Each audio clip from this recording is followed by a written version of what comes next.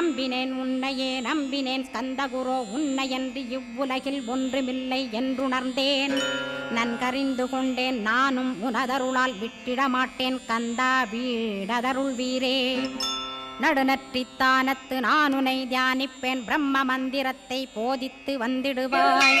சுழுமுனை மார்க்கமாய் ஜோதியைக் காட்டிடுவாய் சிவயோகியாக எனச் செய்திடும் குருநாதா. ஆசையறுத்து அறநடியைக் காட்டிவிடும் மெய்யடியராக்கி மெய்வீட்டில் இருத்திவிடும்.